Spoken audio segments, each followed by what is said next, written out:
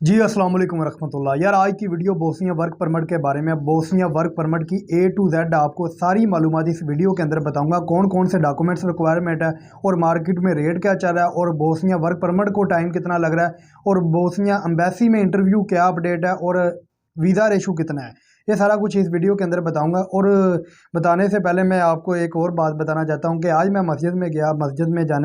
मस्जिद में पहले तो जब सलाम फेरने के बाद जो है मैंने पहले मुझे गुस्सा इस चीज़ का आया कि जो है ना, एक बच्चा छोटा सा, वो तकरीबन अच्छी फैमिली का था, मांगने वाला नहीं लग रहा था। वो खड़ा हुआ, वो अपनी कोई अर्ज़, ठीक है, खिदमत के लिए अपनी अर्ज़ करनी थी। उस बंदा ने अब बोलने से पहले ही जो एक मौलवी वो साथ ही उसके बैठा था, वो उठकर उसको बाहर जो है ना, कहता है बाहर जाकर मांग। मुझे इतना गुस्सा आया, मैं तकरीबन दूसरी साफ पर था और मैं उधर से ना, बाद में जब मैं उसके पास पहुंचना था, मैंने उसको बोलना था कि आप ये क्या, ठीक है, अल्लाह के घर में तो छोड़ दो, वो आपके बाप का घर तो नहीं है ना। अल्लाह का घर है, उधर सबकी चलती है। और अल्लाह के घर में भी ये किसी को जो है ना, वो अल्लाह के घर में अगर मांग रहा है तो इसमें क्या हर्ज है, मौलवियों को क्या हर्ज है। अच्छा, इसके फिर बाद में जब मैं बाहर निकला, बाहर निकल कर वो बंदा भी चला गया था। मैं अपनी जूती तक पहुंचा, मैं एडिडास के सैंडल थे, वो पहन कर मैं गया था। मैंने जाना था कहीं, तो वो मैं पहन कर मेरी आदत है कि मैं जूते को ना कभी भी उठाकर जो है ना आगे की तरफ नहीं रखता। जिधर मैं छोड़ता हूँ उधर ही छोड़ देता हूँ। और ये मेरे साथ पहली दफ़ा नहीं हुआ, कई दफ़ा हो चुका है। और जब भी मेरी जूती चोरी होती है ना, तो मुझे घर से अच्छी खासी मेरी होती है, सही है। तो हालांकि मामा अक्सर कहती है कि आप जो है ना, ये सैंडल वगैरह ना चप्पल पहन कर जाया करो। और है भी महंगे थे, लेकिन चले कोई बात नहीं है, ठीक है। वो बंदा उठा कर ले गया, अल्लाह पाक उसके उसके नसीब में करे। चले, बात ये नहीं है, मैं वो शहर से जो है ना नंगे पाँव आया इधर, क्योंकि कोई और जूता मैंने कहा किसी और का पहनूंगा तो वो भी मुझे भी ज़ाहिर बात है गाली निकालेगा, तो इससे अच्छा है कि ऐसे ही जाए। तो बात ये है कि ये बात किधर की किधर। तो हमारा मुल्क, अगर हम हुक्मरानों को तो कहते हैं, हम खुद नहीं ठीक। अगर इस तरह ही काम रहा तो हम तरक्की, यार हम तरक्की नहीं कर सकते, सीधी बात है। जब तक हमारे अंदर से बेईमानी नहीं निकलेगी ना, और चोरी, ये फ्रॉड, ये जब तक हम हमारे दिलों से नहीं निकलेगी, हम नहीं कामयाब हो सकते, जिस तरह मर्जी आप कर लें। और दूसरी ये बात कि यार, पठानों का सबका शुक्रगुजार हूँ। पठानों ने इतनी मोहब्बत दी मुझे, और पठानों ने कॉलें की, एक पठान ने बात की, वो ना बहुत ज़्यादा सही है। उसके अलावा भी पता नहीं कितने पठानों ने कॉल की। कॉल करने के बाद जो है ना, वो उनका सही है, बहुत ज़्यादा कहते मैं आपके लिए गिफ्ट लेकर। मैंने कहा गिफ्ट की कोई ज़रूरत नहीं है, बस ये आपकी मोहब्बत है, ठीक है। बाकी मैं इस काबिल तो नहीं हूँ, लेकिन ये आपकी मोहब्बत है, आप मोहब्बत करते हैं। पठान, वैसे भी मैं दुबई पर विज़िट पर गया था, ये पिछले दिनों की बात है। तो उधर भी मुझे ना पठान मिले थे, तो उन्होंने भी बहुत मोहब्बत और प्यार किया, ठीक है। ये पठानों की मोहब्बत है।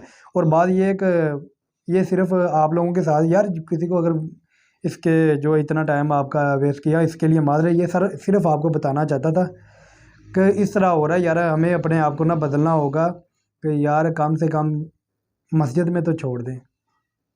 मेरी जूती की बात नहीं है, लेकिन आगे आप समझते हैं। और बासनिया की बात करें, अभी मार्केट में जो ना इसका रेट जो चल रहा है 13, 14, 15, 16 तक चल रहा है। और टाइम कितना लगता है, टाइम वर्क परमिट का जो टाइम है वो तकरीबन जो है ना, एक मंथ से लेकर तकरीबन आप ये कह लें 30 दिन से लेकर 50 दिन के अंदर जो है ना वर्क परमिट आ जाता है। बल्कि आप 25 दिन से लगा लें, 25 दिन में भी वर्क परमिट आएगा। 25 दिन से लेकर 50 दिन के अंदर आपका वर्क परमिट आ जाएगा। अपॉइंटमेंट भी जल्दी मिल जाती है। और इंटरव्यू, पासपोर्ट रिटर्न भी जो जल्दी है इसका। अभी तक वैसे कोई पासपोर्ट रिटर्न नहीं हुआ, लेकिन जो है ना जल्दी इसका रिटर्न होगा। रोमानिया की तरह नहीं है। आपको एक और बात बताते चलूँ कि जब रोमानिया का न्यू काम स्टार्ट हुआ था, तो उस वक्त जब बंदे जाते थे, पासपोर्ट भी रिटर्न जल्दी होता था, 15 दिन के अंदर अंदर पासपोर्ट रिटर्न होता था। और ऊपर से सवालात भी कुछ नहीं होते थे, बस 2-3 पूछे, नाम पूछा, कंपनी का नाम पूछा, काम किससे करवा रहे ये पूछा। और इस तरह के भी केस हुए जिनसे कुछ भी सवालात नहीं किए, बस पासपोर्ट पकड़े, उनके वीज़े लगकर आ गए। इस तरह भी हुआ जब नया नया काम स्टार्ट हुआ था। अब जो है ना थोड़ा सा टफ हो गया इंटरव्यू। इस तरह ही ये बोस्निया का होगा इंशाल्लाह, क्योंकि बोस्निया के जब लड़कों के इंटरव्यू हो गए, वो भी आपके साथ शेयर करूँगा। और जिन बंदों के रोमानिया का रिजेक्ट हुए, जो मसलन एक दफ़ा रिजेक्ट हो गए, मैं उनको कहता हूँ कि आप रोमानिया का ना अप्लाई करें, फिर आप ऐसा कर ले, आप बोस्निया का कर ले, किसी से भी करवा ले। तो बोस्निया का आपका 4 मंथ के अंदर अंदर इंशाल्लाह वीज़ा सारा प्रोसीजर हो जाएगा। और इसके लिए डॉक्यूमेंट्स कौन से चाहिए? डॉक्यूमेंट्स यही आपका passport, character certificate, ID card scan copy, white background pic, और पोलियो कार्ड जब वर्क परमिट आ गया, ये बेसिक डॉक्यूमेंट्स है, तो यही रिक्वायरमेंट है। तो बाकी बोस्निया के बेनिफिट की बात करें तो बोस्निया के बेनिफिट ये है कि बोस्निया ये शेंजन का पार्ट नहीं है, ये यूरोपियन यूनियन का हिस्सा है। इससे आगे जो है ना, आप आगे जाना, इसके साथ बॉर्डर जो है वो क्रोशिया का लगता है। क्रोशिया शेंजन में आ चुका है और क्रोशिया के आने के बाद आप जिधर मर्जी जाए, यानी कि इधर से जो रेट चल रहा है ना कि आगे जाने का, वो ये है कि 1500, 1000, 2000, 2500 यूरो तक, 1000 यूरो से लेकर 2500 यूरो तक लेते हैं। और रोमानिया से जो जाते हैं वो 1500 से लेकर 3500 यूरो तक लेते हैं। हर बंदे का अलग अलग रेट होता है। लेकिन मैं आपको ये कहता हूँ कि आप कभी भी किसी भी कंट्री जाए, बोस्निया जाएँ, सर्बिया जाएँ, रोमानिया जाएँ, कम से कम 6 मंथ लगाया करें। अगर आप 6 मंथ उधर लगाते हैं तो आपको उस कंट्री की भी समझ आ जाती है। तो मेरा नहीं ख्याल कि आप 6 मंथ लगाने के बाद जो है ना आप आगे रिमूव हो। अगर आपका उधर ही अच्छी सेटिंग हो जाए तो आपको आगे जाने की क्या ज़रूरत है। और शेंजन में भी देखा जाए तो शेंजन में भी इतनी खास सैलरी नहीं है, फ्रांस और इटली और जर्मनी के अलावा देखा जाए, और स्वीडन और नॉर्वे के अलावा। बाकी पुर्तगाल देखें या किसी और कंट्री को देखें, हंगरी वगैरह को देखें, तो इतनी खास सैलरी नहीं है, यही सैलरी चल रही है। अगर मेहनत करने वाला, कमाने वाला, वो बोस्निया व सर्बिया और रोमानिया में रहकर भी अच्छी खासी अर्निंग कर सकता है और पासपोर्ट भी ले सकता है। आप उनकी ज़बान को समझे, आप उनके कल्चर को समझे, आप उनकी इकोनॉमी को समझे और वो उधर थोड़ा सा टाइम स्पेंड करे, तो ये आपके लिए बेस्ट अपॉर्चुनिटी होगी। बाकी अपना ख्याल रखें, दुआ में याद रखें। मिलते हैं नेक्स्ट वीडियो के साथ। उम्मीद है कि आपको बोस्निया की सारी इन्फॉर्मेशन इस वीडियो के अंदर मिल गई होगी। बाकी अस्सलाम वालेकुम रहमतुल्लाह।